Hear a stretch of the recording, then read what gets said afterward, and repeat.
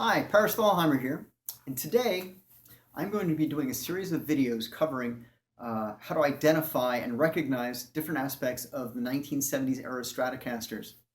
It is my goal to help educate young players or people who are not used to seeing these guitars or handling them make wise decisions when they are going to purchase a guitar. I've looked on the internet and there are scarcely any videos covering this topic. But lo and behold, I'll go on the Fender forum and find that question, is this real? And it's generally by somebody who's already bought the guitar and they find out that in fact it's a fake or a copy. Now I don't mind copies, my Telecaster is a copy, but it's a copy.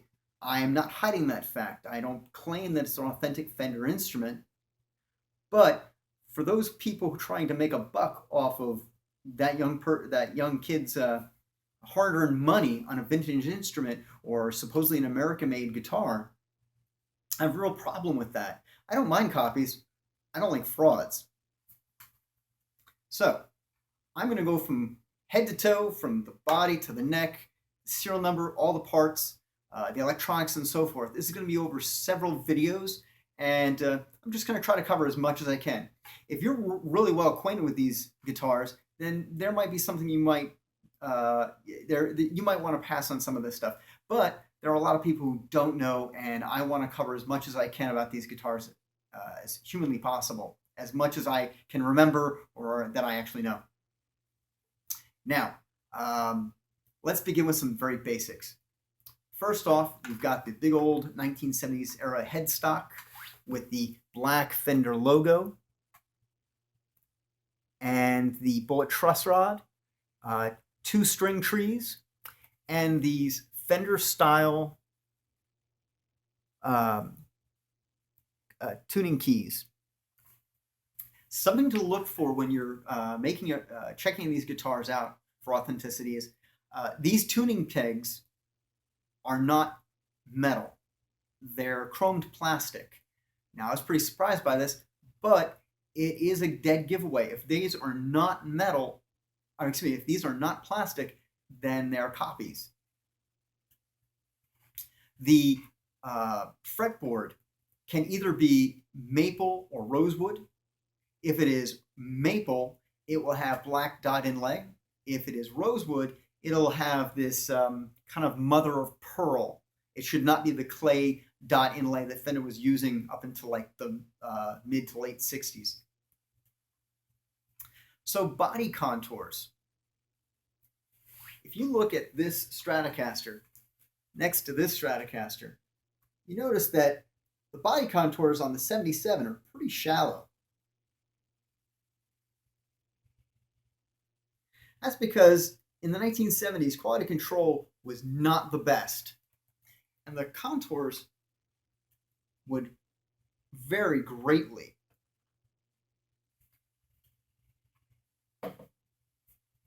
You can see this right here.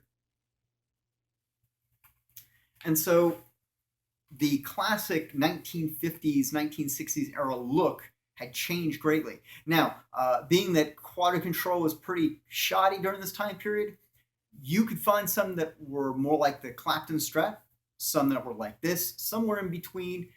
For instance, the horns. You notice these are nice, round, pretty good horns, pretty clean, no issues. But if you look at my 76 Stratocaster, that's pretty severe. These things can vary greatly.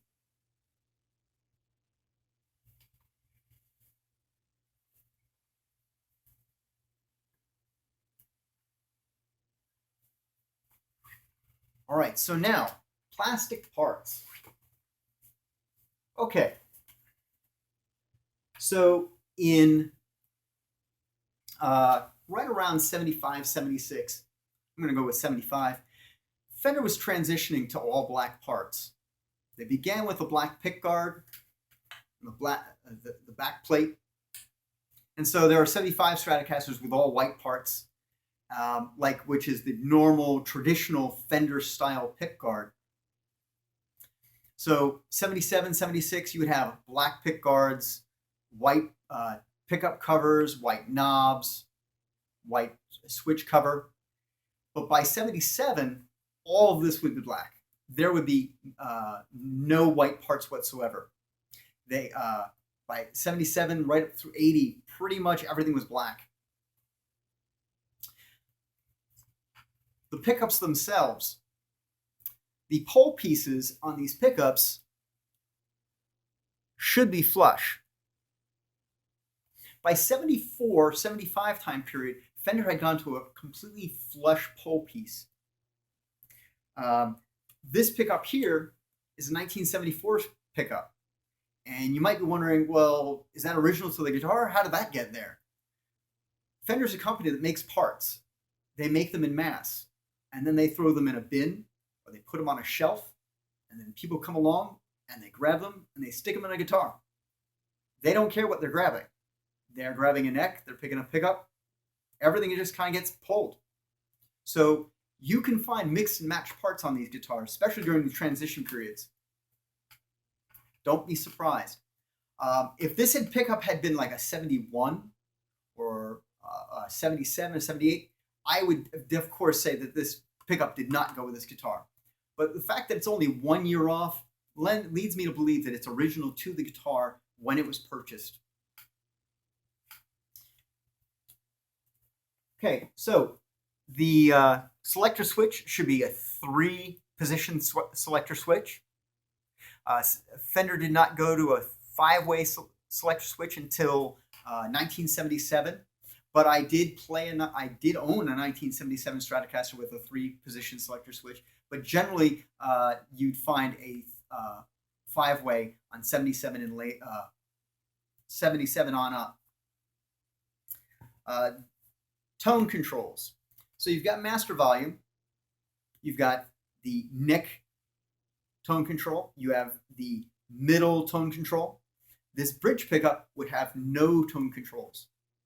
No controls whatsoever. It'd be straight through the electronics, out the guitar, into the amplifier. You couldn't control that tone in any way, except for maybe turn the volume down just slightly and it breaks off the highs a little bit. All right, so the bridge. If you look at this bridge, you'll notice that it is cast metal. In the 1970s, by 74, 75 time period, Fender had gone to a die-cast kind of a mix of metals. So this bridge plate and the block, which is back here, are one piece of cast metal. Same, sorry about the light there. Same with these saddles. These saddles are all die-cast metal. Now, many players don't like this, and they felt that this really hurt the sustain of the guitar, hurt the tone, hated it, couldn't stand it. I haven't had this issue, but I do have one issue with these. Strings cut through this metal pretty quickly. So just keep that in mind when you're purchasing one of these guitars, that you want to look at the saddles. They may be pretty torn up. Not a big issue. Parts need to be replaced, you replace them. Something to also look into is electronics. I don't care if a tone pot's been swapped out, a volume pot's been swapped out. Things break down. So when these things get worn out, I say replace them, because otherwise it's a useless piece of junk sitting in a box somewhere or sitting in a case doing nothing.